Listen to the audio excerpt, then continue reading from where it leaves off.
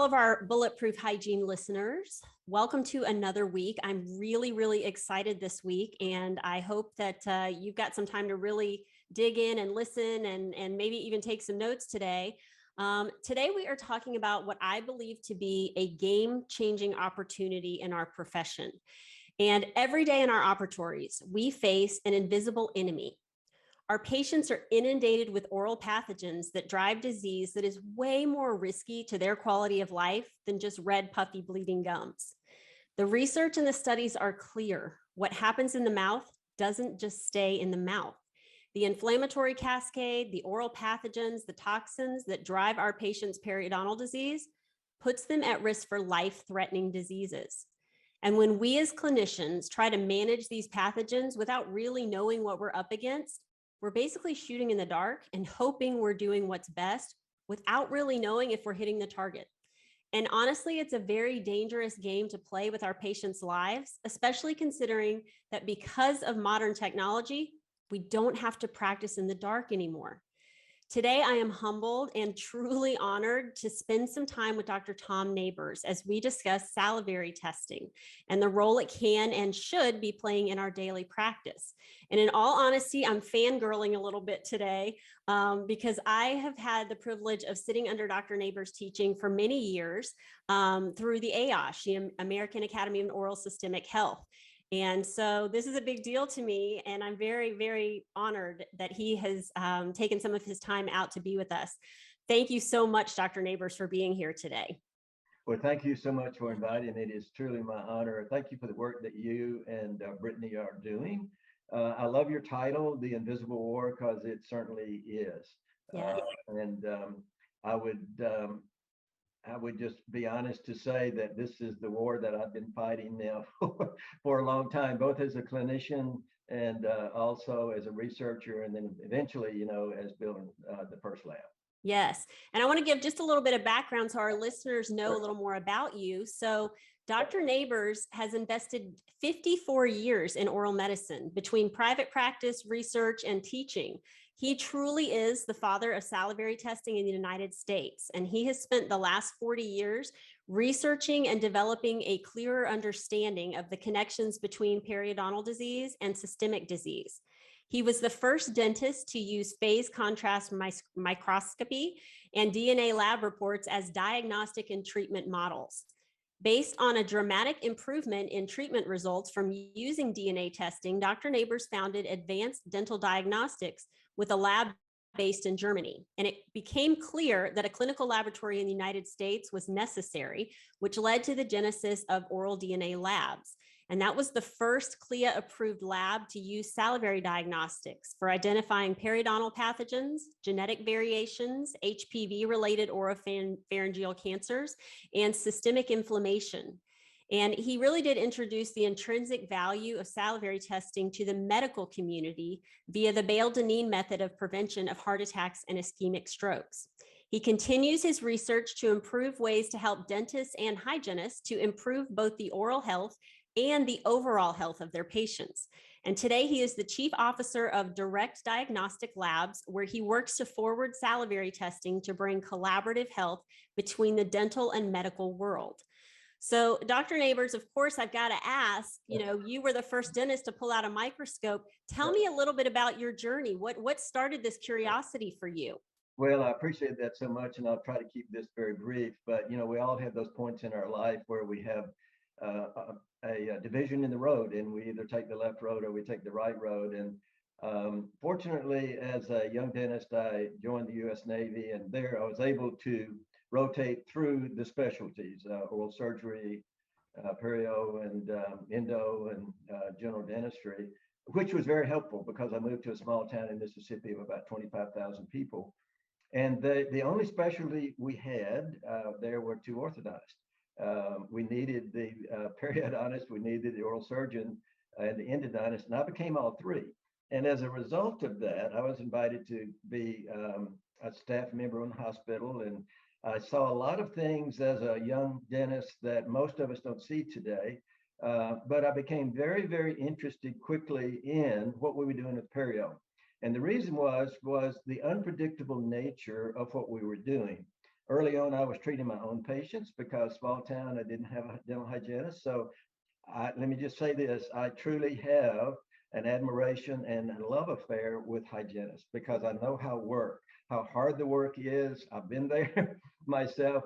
And I ultimately built a practice of 3 doctors and 6 hygienists around perio of all things. So that's kind of unique for, I think, a dentist. But back in 1983, I became very disillusioned with what we were doing. We were doing what we call phase 1 periotherapy, which was non-surgical. Then we moved into phase 2 therapy if they didn't get better. I got tired of doing periosurgery. Those patients were not doing much better than the other ones were. And an article, actually it was a study, a 5-year study that was published in 1985, said that really long-term non-surgical treatment is as predictive as surgical treatment is based on the healing results. So with that, I went to Washington, spent some time with the inventor, really, the research inventor, Paul Keyes, of using phase contrast. And Paul taught several of us how to use the microscope, which I immediately gravitated to. So as I moved forward, using about the phase contrast about 23 years, recording biofilm before and after, and keeping records of those people, I saw that if we changed and began to use medication along with our scaling and root planing, then we would get better results. And this was a learning process. By 1996, we actually knew causative agents, at least 3 of them, of perio, and they were AA, PG, and TF at that time. And I said, well, gosh, if those are the real causative agents, based on what I've seen on microscopes, there's a heck of a lot more species under the microscope than those 3. So is there a laboratory that actually can help us look for that? And there was no laboratory in the US, found the German laboratory, and I began to order tests from Germany. So I'd send saliva via paper point testing to Germany to get those reports. And that was really the key to personalizing these biofilm communities. And I began then to photograph all my patients, and along with all the traditional models, I began to present photographs before and after, radiographs before and after, and DNA reports before and after. And so by 2003, we had created a model using anti-infective therapy from people like Jürgen Slotz and Tom Rams, and those that are really have been involved in the research around the virulence factors of these specific microbes. And as a result of that, I realized, as you said there, we needed a lab in the US. So we formed the first salivary diagnostic lab in the United States. And then Brad Bale and Dr. Bale and Dr. Doneen called me in 2010. You know, you have those moments in life that you remember. And one of the moments in life I remember was when, as John F. Kennedy was killed. I know exactly where I was at that time. We all remember where we were in 9/11. We remember the point where we were. My hygienist at that time will tell you where she was when Elvis died. I can't tell you for sure where I was when Elvis died, but you know, we have those moments and those points of interest that, you know, matter to us. Right. I remember the time when Dr. Bale called me and I was coming back from lunch, and this energetic physician said, I can't wait to come visit you. And so Dr. Bale and Dr. Dean came to my lab, and from then on, we became instant friends, and they've required salivary diagnostics as part of their method to guarantee heart attacks, guarantee that you will not have a heart attack and stroke, and guarantee that you will not you know, have diabetes and now even Alzheimer's disease. So if you want a doctor that says they guarantee that you won't die of a chronic illness like that, they will guarantee that you have to use a salivary diagnostic test along with all the other testing. And that's the kind of doctor I want. And by the way, I wish we could guarantee implants. I wish we could guarantee that we could heal periodontal disease, and those types of things. And those are the directions that we're heading. Yes, I certainly hope so. Yeah. I agree with that. Well, I know you've had a recent shift. So I know you started Oral DNA Labs, and I've been a user for years. Been a big believer. I've written a couple of articles for them. But I know you've had a recent shift over into direct diagnostics and the HR5 test. And I wanted you to tell us a little bit about why you made that jump. Yeah, well, I appreciate that. Well, after we sold Oral DNA, I became the chief dental officer for who was it? The large laboratory for. It wasn't. Is it in your paper there? I'm trying to think who we sold Oral DNA to. Quest Diagnostics. Anyway, yes, Quest. There we go. I served as the chief dental officer at Quest Diagnostics, and after I left Quest, I continued to study the research, and as I continue today, on the microbiome, the entire microbiome. The human microbiome is fascinating. And maybe another time we'll talk about that, the important role of humans. We are now called superorganisms, or we'll call bacterial planets by one. And so it's really amazing that we have roughly 10 times more microorganisms living on us and in us than we have human cells. So it's important that we understand the microorganisms that are there and their role to play, and also their role to play relative to immunity. How do specific microorganisms affect our immune system and drive infection? So as an example, we look at COVID. Well, how does a tiny organism like COVID cause the dreaded diseases that we're talking about today?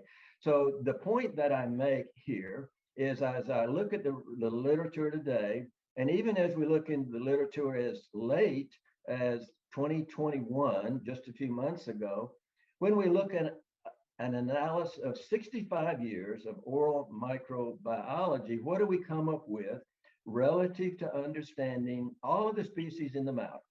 And what the final conclusion is from multiple studies is, even though there are over 700 species of bacteria, viruses, fungi, and other forms, most of those are helpful. In fact, they're all designed for the purpose of working together to begin the digestion process, to make sure that they protect us. In other words, our mouth is an open environment, and yet we are exposed to viruses and bacteria from many different sources. So these bacteria are really designed to protect us. Unfortunately, due to our diet, primarily due to lifestyle and so forth, some of us are become, some of the bad bacteria become associated with the healthy ones.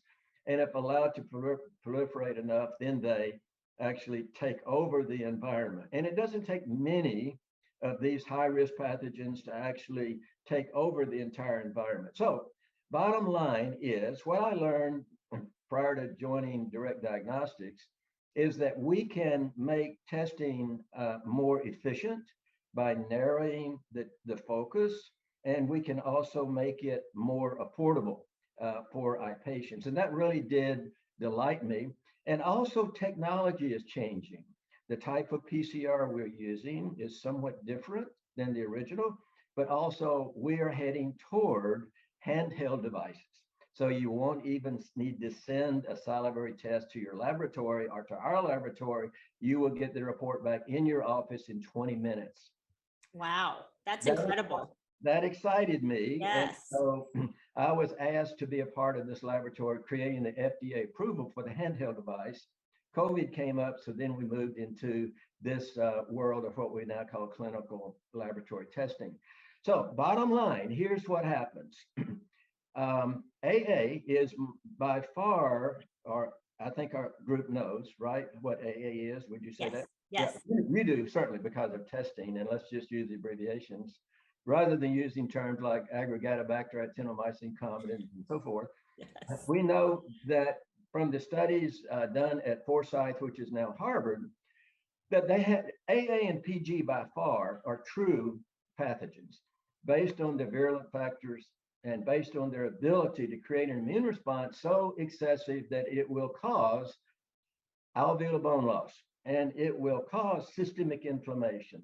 And these microorganisms can travel throughout the circulatory system and cause inflammation inside the endothelial lining that we would cause dysbiosis, can cause form cell formation, can cause inflammation that breaks the endothelial lining, and can cause a heart attack or stroke. And I'm using the word causes, and I see you shaking your head, you know the word. I mean, there's level A evidence. Absolutely, there is. And so what the literature is saying is that when you get a sufficient number, particularly of AA and PG, and those are called keystone pathogens, TF and TD are high risk. So I would say AA, PG are extremely high risk, and that TF and TD are high risk, and that FN, which is our fifth, we call this HR5, is risky depending on the genetic variation and whether or not it's in contact with PG or not. So FN is an outlier. And so we have to be very careful with FN because it can be a health associated based on genetic variation, or it can be a pathogen if it's in contact with PG. So kind of concluding is what I want to say is I wanted a new test, number one, that would narrow down the species based on true disease-causing bacteria. Literature says AA, PG, TF, and TD are now the ones that really cause disease, and we don't want them in our mouth. How do they do that? Well, when they become late colonizers, become involved in the biofilm themselves, the way they interact, in other words, the communication process, and one that is particularly important is gene transfer. These organisms transfer their virulence or their pathogenic potential to the entire biofilm. So in the biofilm, and you see the other report of orange complex and then green complex. Well, what we have found, and I've showed many case studies now to verify that, is that these 4 organisms in particular transfer their genes, particularly A and PG, to health-associated bacteria or moderate pathogens, and everything in the biofilm becomes pathogenic. That's crazy. It's crazy, but they do that in a number of ways, which I won't go into this discussion. Maybe another time we can actually illustrate how that happens through diagrams and so forth. But it's important to know that A and PG are extremely high risk for all the events associated with losing teeth, alveolar bone loss, gingival inflammation, and so forth. And they are scaling and root planing resistant. What does that mean? They live inside the tissue. They are not necessarily just in what we see. Because they have invasive potential, they can invade in the interstitial spaces. They can invade even the cells, such as squamous cells. So they evade the immune system. They don't get killed by the immune system. And so when we scale and root plane, then obviously we're doing a good job of removing the biofilm that's on the tooth, but we're not doing anything for the tissue. And I see you nodding your head there because when we have A and PG there, unless we're using some chemical that kills in the tissue, they come back very quickly. We can remove some of them, certainly that is there, but we can't remove all of them. So that's one of the reasons people relapse is because at the end of scaling and root planing, we have, in fact, the research was done on that. And when we have these high-risk pathogens, scaling and root planing, at the end of conclusion of scaling and root planing, we've left 67% of causative bacteria at the end of our completion of therapy. No wonder people relapse. And so if we aren't testing, we have no way of knowing whether or not we've actually achieved the goal, and that's removing causative agents. So when we look at this biofilm community in conclusion, a number of things I wanted to do. One, I wanted to narrow it down because that's where that's where the science is today. I've shown in case studies, when we eliminate AA and PG particularly, the orange complex almost goes away. We don't even focus on, in fact, if you've been using the other tests, where do you focus? You focus high risk, right? Right, correct, yes. But look at your case studies and look what happens to moderate risk pathogens once you control the high risk. The bottom line is that is important to know, and that really confirms what Sokransky and Haffiji were saying in their 10-year longitudinal trial, and that is we know AA, PG, TF, and TD are high risk, but we're not really sure about PI and FN and CR and CS and all the rest of the orange complex. We're not really sure about those. Well, what we know today is these high risk ones are the ones that control the rest of them. And when we control the high risk, we control the rest of them. Got it. And people get well, by the way, and I'm sure you've seen that too. Yes. And we can cure periodontal disease, and we don't have to just maintain it. So another reason that I wanted to have another test is because of genetic variations. If we look at COVID, what are we dealing with today? Well, we're looking at the third generation of COVID. So we've had 3 generations of a virus that we call COVID. Well, guess what? AA has 6 genetic variations that we know of. PG has multiple genetic variations. TF, TD, and FN all have multiple genetic variations. And these genetic variations have different virulence. So what I wanted to do is develop a test that included, well, let me kind of back up. The first test that we created using DNA PCR was to look at single genetic variation, because that's all we knew back then. And so when you use a test that's looking at a single genetic variation, it's a good report, but it does include the other genetic variations. So you can say, well, gosh, we eliminated this AA. The question is, did we eliminate all of the other 5 AAs? We don't know that because we aren't testing for that. Got it. And so what we have done with this test is we had our microbiologists build a model whereby we're looking at all the genetic variations of AA, all the genetic variations of PG, and the rest of them that are there. And I determined that it would be too confusing for us in the beginning to put that many lines on a report. Right. But if we put it in a single line, and the clinician knows that if you're looking at AA, you may be looking for the JP2 clone of AA, not the one that we originally started with. So we've included all AA. So if you do a report and you don't find AA on your report, if you do a saliva sample, you now can be very, very assured, just like COVID. Right. We've taken all of the genetic variations in our test and put it in that one line. So there is no A if you didn't find it. You make sense to you? That does, and that's really incredible. Yes. And another understanding I have is that this is the only test that looks for both AA and PG at a 10 copy level versus everything else that's at least 100. We've improved. Thank you for reminding me of that, because that's another thing.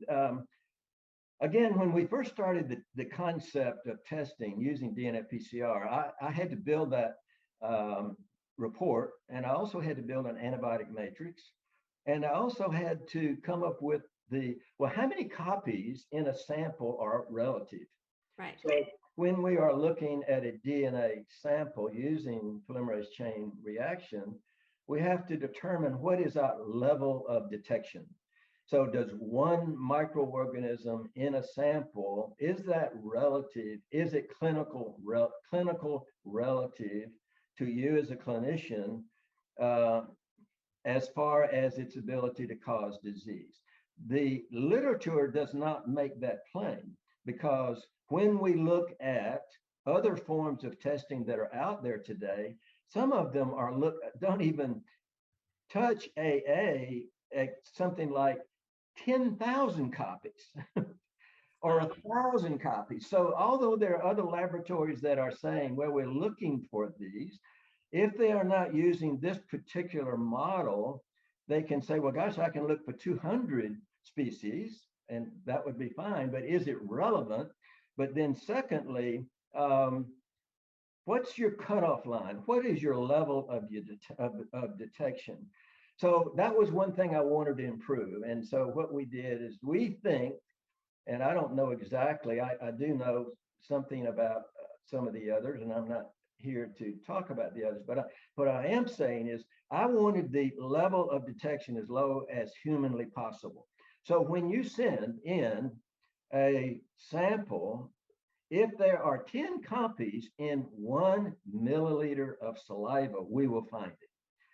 And if it's at 10 to the third or 10 to the fifth or 10 to the sixth, we'll give you a coefficient that will tell you exactly how many copies we found in that saliva sample of 1 milliliter. So it may be as many as 1 million bacteria in that one, or it may literally be as many as 100 million pathogens in that one sample of one organism in 1 milliliter of saliva. But then think about the entire mouth. How much saliva is there? How many organs are there?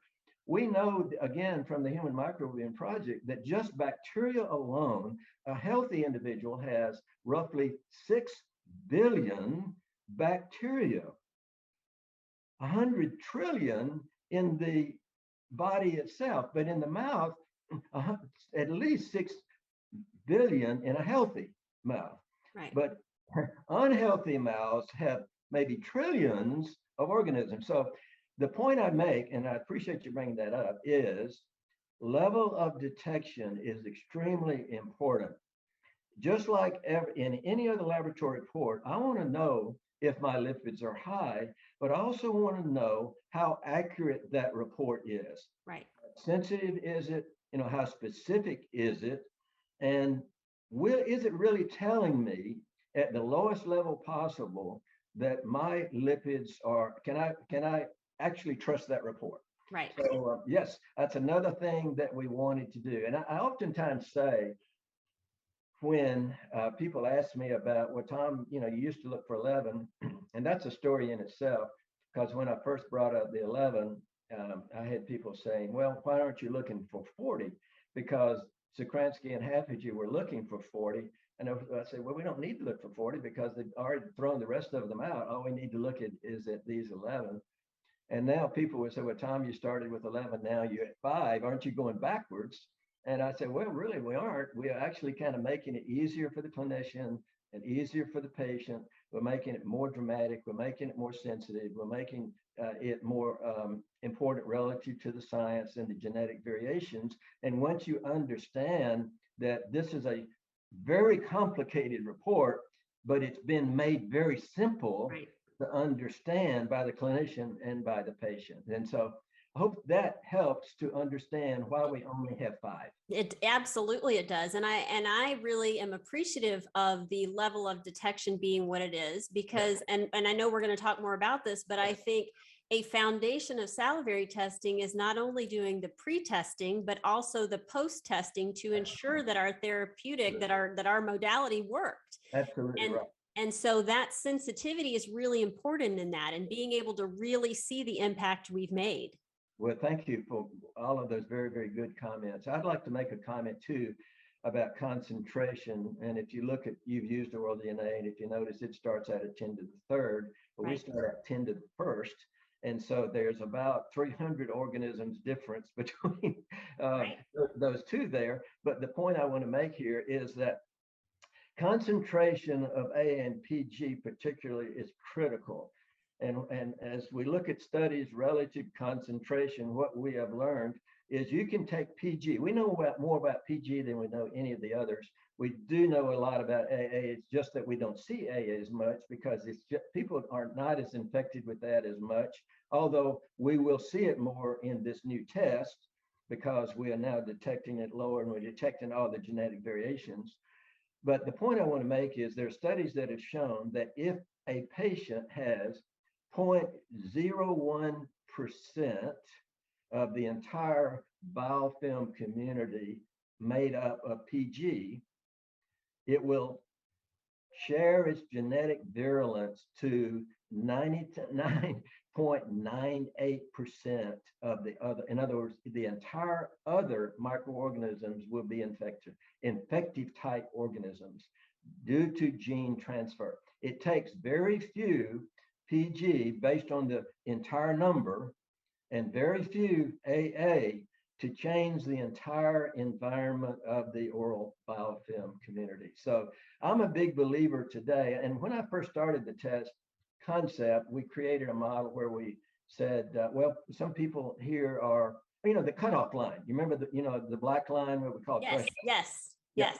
Well, even though we have somewhat of a threshold on our new report, in the training that I would spend more time with, maybe we can do this at another time and spend more time on that. Some people can do well with when their bacterial level is below the threshold, and you've probably seen this, but some people don't. Right. So thresholds originated from a 10-year longitudinal trial based on observation of these specific pathogens over time. And so the original threshold line that I created on the first report was based on a 10-year longitudinal trial. But just think about that, because there were roughly 600 people in this trial. And so when you average 600 people into a line, then some people were above the line, some people were below the line. Right. What does that mean? The threshold really is an indicator of alveolar bone loss. And basically what they were saying is if you were above the threshold, it's very predictive of alveolar bone loss. But if you were below the threshold, it was not as predictive for alveolar bone loss. And so it's really directed toward that. But what I've discovered, and you probably have too, and that is that some people can have very few members of AA and still be infected. And so I'm a big believer now of total elimination of A and PG. I think that some people can do quite well with TF and with TD, although I would prefer they not have those. Some people do very well. In fact, I would say everybody does very well with high numbers of FN if the red complex had been eliminated. And so that is an outlier. That's a whole different story.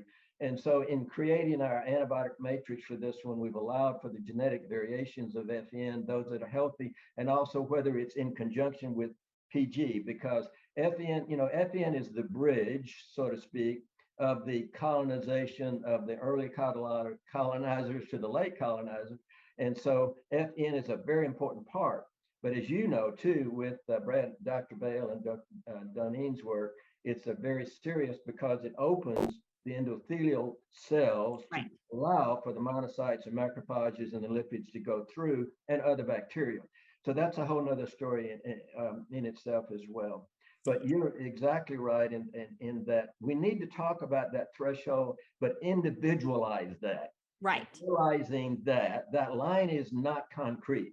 And when you look at it on other reports, be aware that you have to make that decision as a clinician, how important that line is. If they are diabetic, if they've had a heart attack, if they've had a stroke, if they have diabetes, I would never allow A and PG to continue. Got it.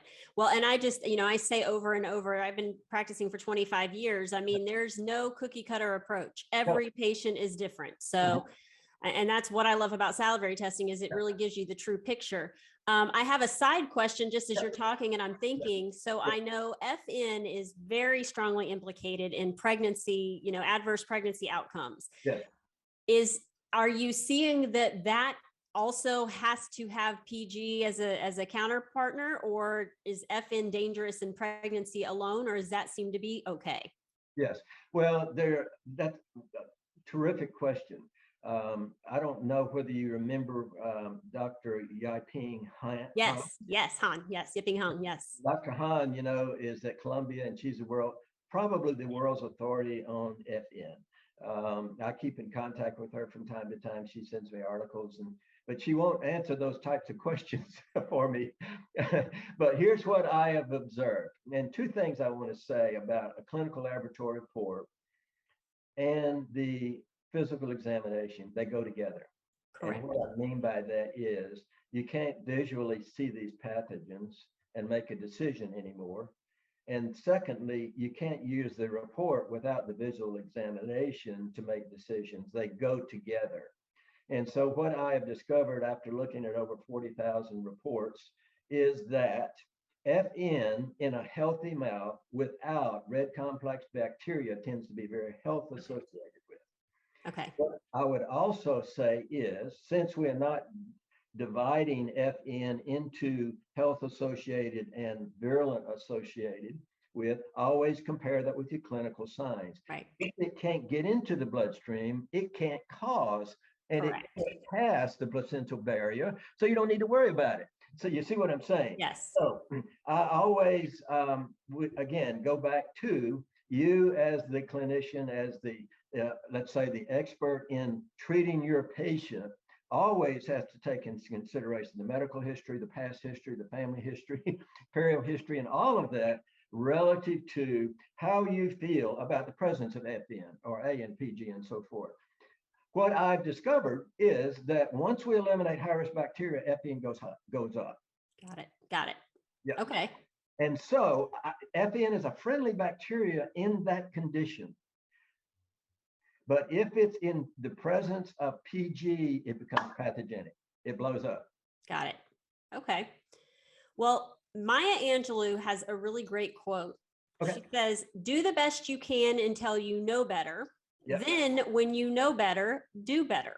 There you go. And I really want our listeners to know better when it comes to oral pathogens and their capabilities. And from my experience listening to you lecture over the years, I know that you have a very deep understanding of the complexities of the oral systemic link and that I truly am in awe of. And I've sat in your classes and I get to the point where I feel like I don't think he's speaking English anymore. So I love that you know as much as you know.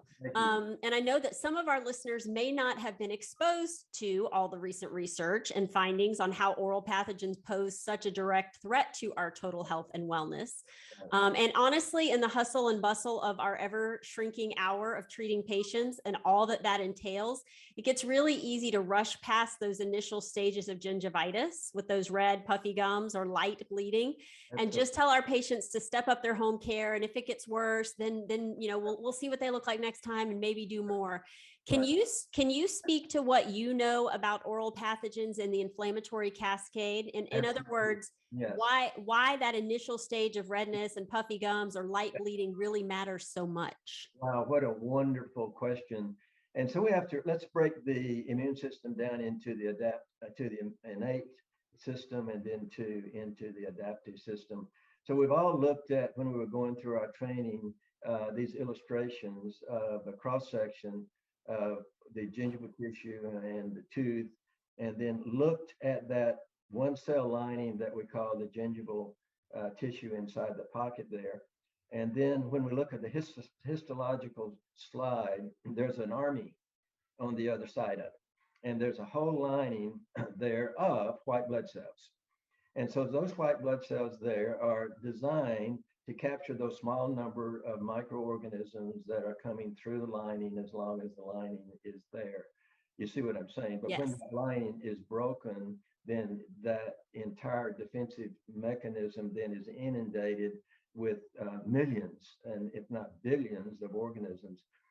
But here's the unique thing about that. When we look at a cell, such as a white blood cell, it may have as many as 200,000 receptors.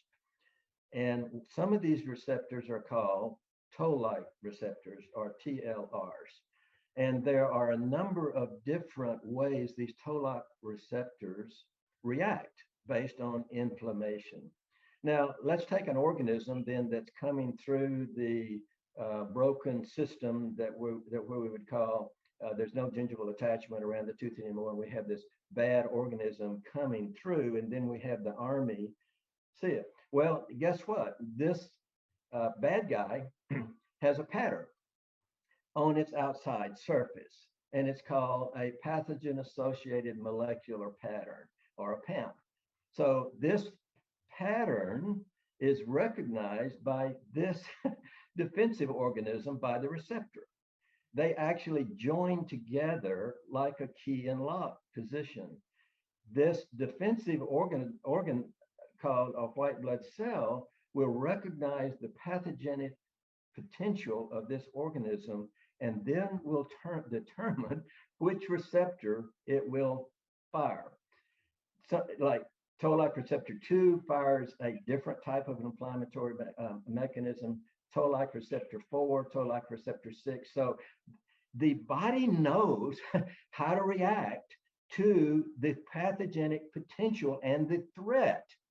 So the degree of inflammation will be determined by pathogen-associated molecular pattern and the toll-like receptor's response to that pattern.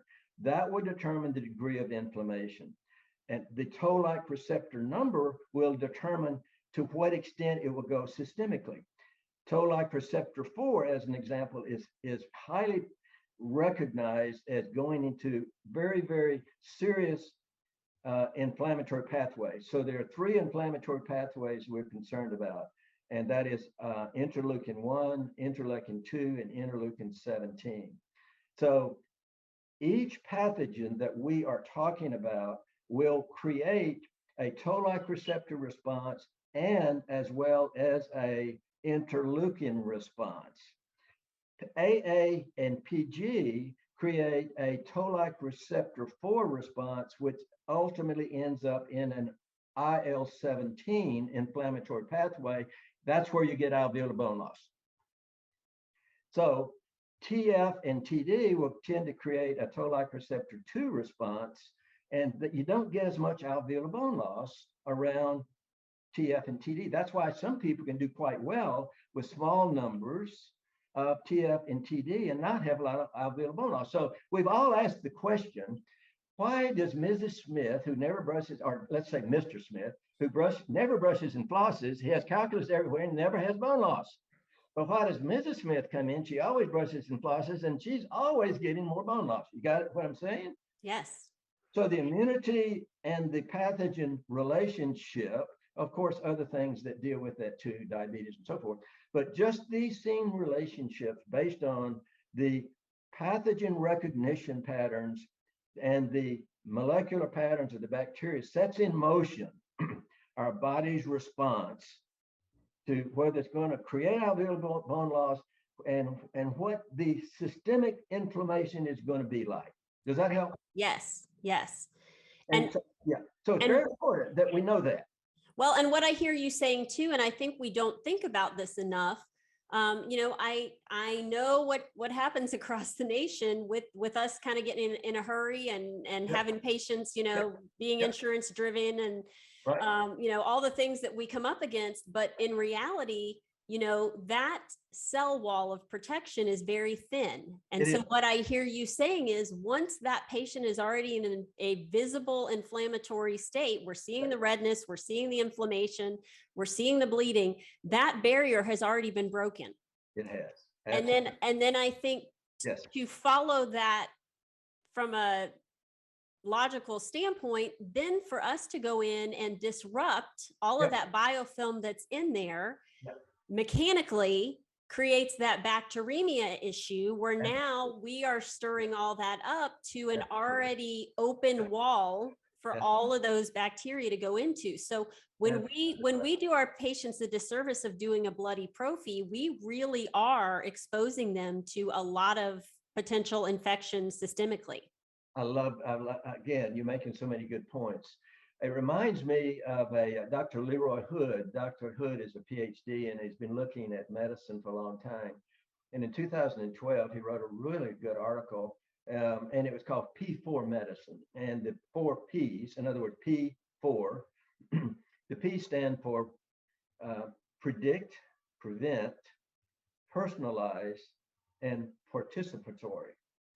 Participatory means that we have to have the patient join us in the other 3, predict, prevent, and personalize.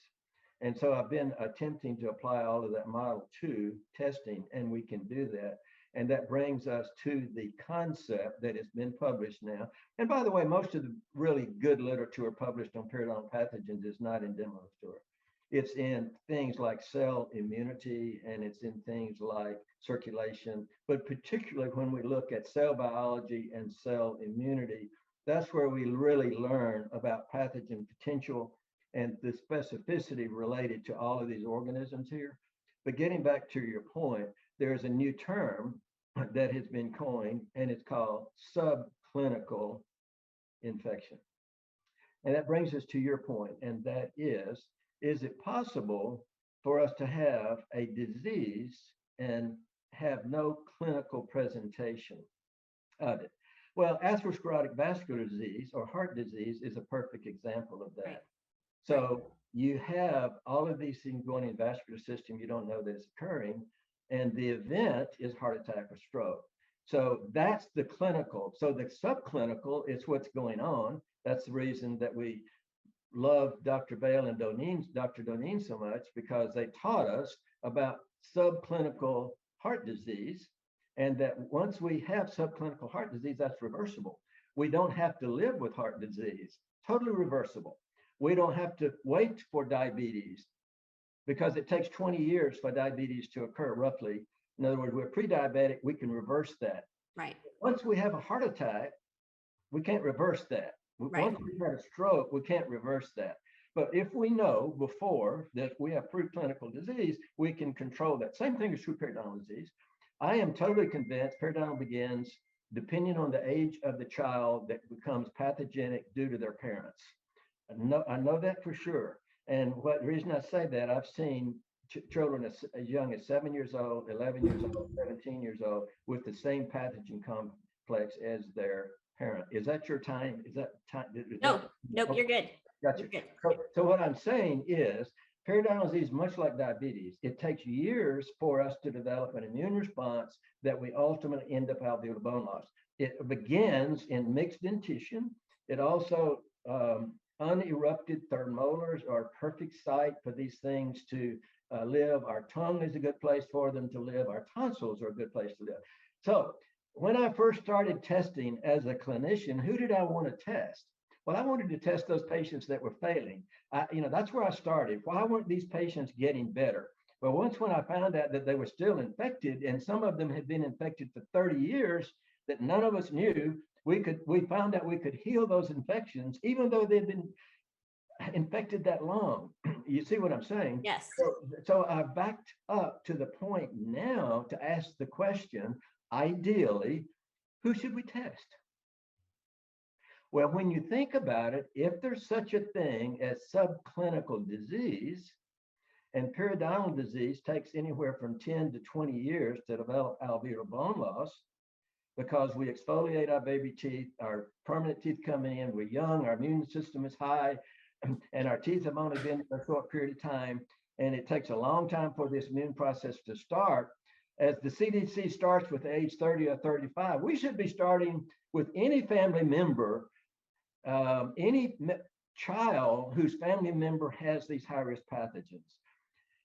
If I were in practice today, I would test everybody just as well I would take x-rays.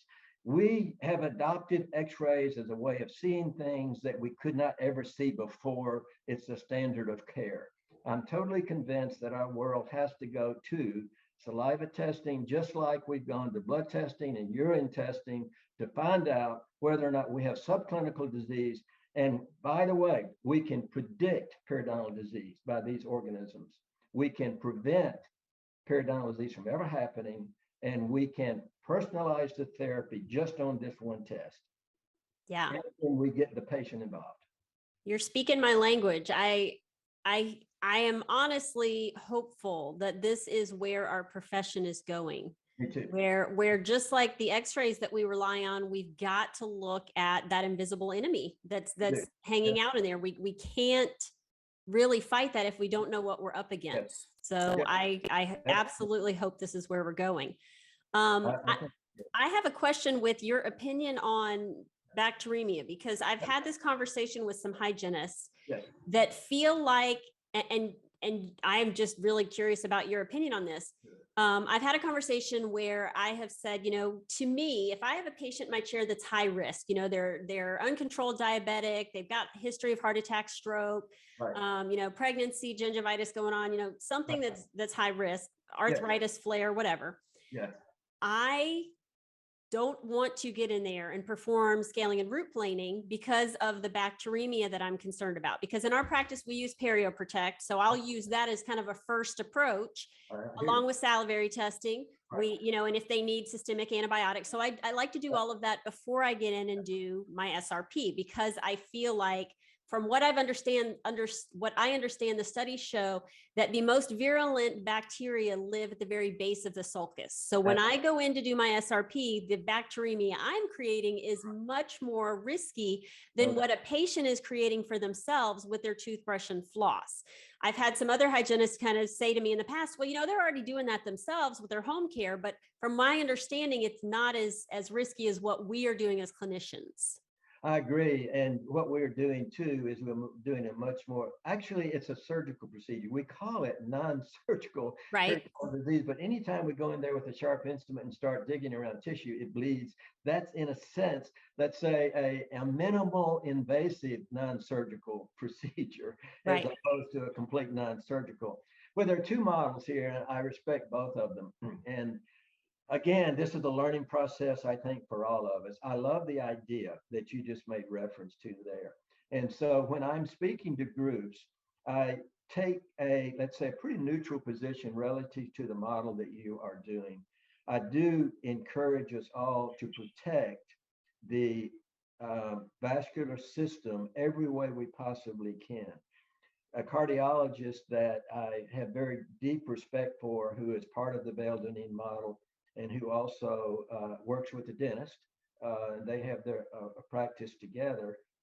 His position on it is that every perio patient, even though they're not using PeriProtect, but that they are put on antibiotics prior to scaling and root planing, and that way protecting the arterial system, although they sometimes do use PeriProtect. And so what I would suggest is to the clinician, however your treatment model is, protect the vascular system in some way. Now, there are also that say, I know, never use a systemic antibiotic and reserve that for really severe infections. I heard that 10 years ago.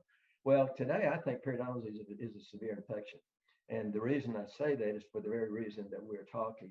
When it's there, the immune system, the A and PG causes through the IL-17 pathway is a very aggressive, and it influences every inflammatory mechanism that is there. So I'm guessing I'm taking a very neutral position here. In other words, not to validate that one treatment is better than another, but Right. to say, whatever your philosophy is, protect the vascular system. And if I have a patient that has a history of heart disease or has a systemic, I'm gonna put them on antibiotics before I do my scaling and root planing, and I'm going to finish everything while they are on the specific antibiotic. I know there's a specific risk associated with GI. I will tell you, in my 40 years of clinical practice, I never had a patient that was hospitalized for using an 8-day duration of using a systemic antibiotic. I can probably count on the number, on my one hand, the number of patients that actually I had to take off the antibiotic and change them to a different antibiotic. I never had an allergic response, such as a very severe allergic response. So yes, we should be very careful, but the result reports that we make available today specify the type of antibiotic that's more suitable for the situation that is there. Highly respect what you're doing there, and I understand it, and certainly agree that that's a very good way to protect the vascular system. You will get less bleeding, obviously, once you've used the trays. The tissues have shrunk back. Right. But I would also say that there are times when you do get some bleeding because you have to get deep enough to get Right. Yes. So you're still protecting, and so let's all do that for sure. Right. Yeah. So from all of your years of research and pouring through these reports, and just from the conversation we've had thus far, what I hear you saying is that you would hope, based on all that you know, that we as clinicians would start to test every patient from the get-go, but then also retest the patient after our therapeutics to ensure that what we've done has truly achieved the results we're going for. It's truly the medical model. And, you know, we all agree that, and we're also used to having blood pressure, blood drawn. And let's take something as simple as, let's say, a lipid disorder where someone has high LDL and they are placed on a statin medication. Well, they don't say goodbye to you forever. They say, you know, let's see if this is working. And so they have you come back at an X point in time. What do? They redraw blood and they want to determine where your LDL. I'm going to use that as an example. So guess what? It doesn't always work the first time. And so that's one thing that hygienists and dentists have to realize, and that is medicine treating infections of this type do not always accomplish an endpoint of treatment that is the most desirable. And as Dr. Bell and Doneen would say, optimal. And I believe in optimal care in everything that I want for me and everything I want to render for you as my patient. And so I totally agree that we have to follow the medical model, and that is, if my lipid medication is performing well, I'll know that on my second test. Right. If it's not, we either increase the dose or we change. And by the way, there's 5 different statin drugs used to reduce LDL control. So if there was only one drug that worked for everybody, we wouldn't need the other 4. Right. And right. so that's the reason that it's so good that we have lasers and we have trays and we have antibiotics and we have, sustain. So we need in our, let's say in our armamentarium, we need to prepare that if this isn't working with this patient, let's go to another route. Correct. Because we need to get an optimal endpoint of therapy. And it's only that second test that really tells us where that actually is going to occur. Right. So I can imagine that many of my listeners right now are feeling a little cringy, a little uncomfortable, because what we're talking about today is that a lot of what we've been doing for a long time is not truly effective at really ensuring our patients' total health and wellness. And, especially understanding that some of these pathogens are SRP resistant, that's the biggest, scariest sentence I think we've said today, because we've been thinking all this time, well, hey, I'm doing the best thing I can do for this patient, but I'm not really getting there. So again, I've been practicing 25 years and there's a little bit of cringe in me, like, okay, so what I'm hearing is we gotta revamp the system. And that creates that kind of uncomfortable scenario with, well, how do we even do this? And a lot of it is really, truly educating our patients and helping them understand why we're making this shift. But what would you say to those listeners that are kind of thinking, yeah, this relatively sounds good, but how do I actually implement this? And how do we really make this happen? Very good point. Well, a couple of things that I would say based on what you just said there is, number one, what I've learned is what we can see is not as important as what we can't see. It's what we can't see that really makes the difference between whether or not we've achieved optimal care or not. And I will say, as let's say blood pressure medication, we can't always achieve everybody below 120 on the systolic and below 80 on the other. It's just impossible. No, not everybody gets there. Right. But we can achieve that we can make that an achievable goal for most of our patients. Same thing is true with periodontal disease. The most important thing that we do is make sure we clear these high-risk pathogens. Is it possible that they may have a little bleeding or they may have a pocket or whatever? Yeah, we can deal with those, on an individual basis. And so what I would suggest, and number one, I'd love to work with you and Brittany too, to help maybe in your model, help you in your training model. I'll be glad to help you with that, to help your listeners understand how to use the test, how to apply the test. You already know how to do that. But if it's okay, I would say go to our website and there on our website, Direct Diagnostics, I have 2 or 3 webinars. I have an introduction to the science, and then I have a practical application. And I show a lot of cases before and after of what we saw in the beginning. And some of these patients had been treated multiple times before they came to see us or see my son. As you know, my son's a dentist too, and he's been following this example for a long time.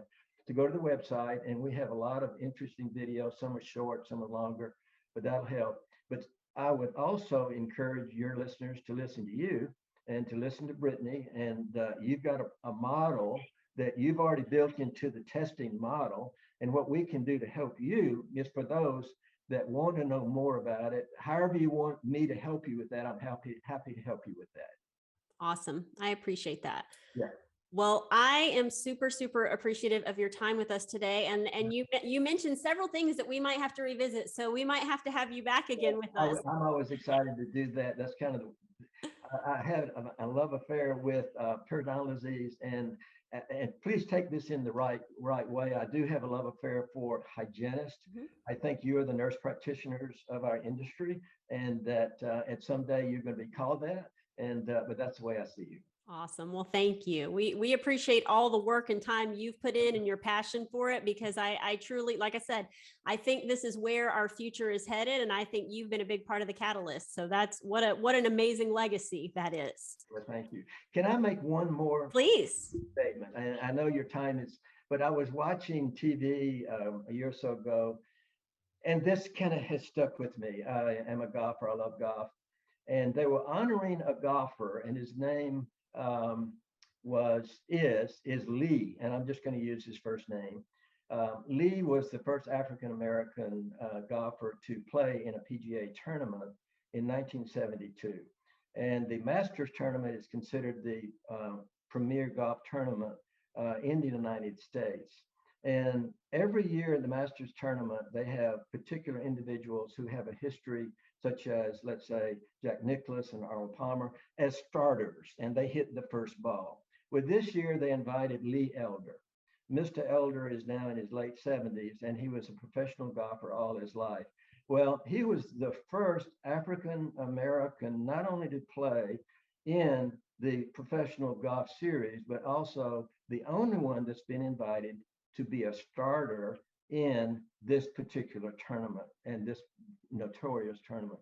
And in the interview, they said, Mr. Elder, how would you like to be remembered? And he thought for a moment and he said, I want to be remembered simply like this, that I made a difference. So think about your hygienist colleagues, your dentist colleagues. Why do we do what we do? We do what we do ultimately to feel like that we made a difference. And unfortunately, in dental hygiene, we oftentimes see the same patients with the same problems, and we get frustrated and we say, I'm not making a difference.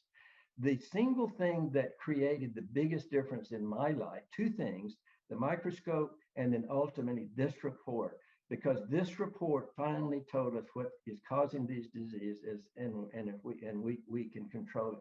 So I'd encourage all of us to think we can make a difference, but sometimes it does require a change in the process that we're doing. So thank you for the difference you're making, and Melissa. I mean, yeah, is that right, Melissa? No, Brittany. Yeah. That Brittany is making also, and for all of you who are listening. So thank you for the difference you're making. Well, thank you, Dr. Nabors. And for any of our listeners who want to know more, I want to point you there. The website is www.directdiagnostics.com. Check that out. Spend some time digging in and come visit Brittany and I if you haven't already. You download the Mighty Network app. It's a free app, and just look up Bulletproof Hygiene. And if you need help trying to figure this out, or you've got more questions, please hop on. Shoot us some questions. Let's talk about it. Let's do this together. You know, this is a collaboration. So I hope that everyone has had their eyes opened and has started to feel this passion and this excitement for the change that's coming our way. Let's figure out how to do it together. Thank you so much, Dr. Nabors. And we will see or visit our listeners next week. Everybody have a great week. Thank you, Charissa. It's been my pleasure.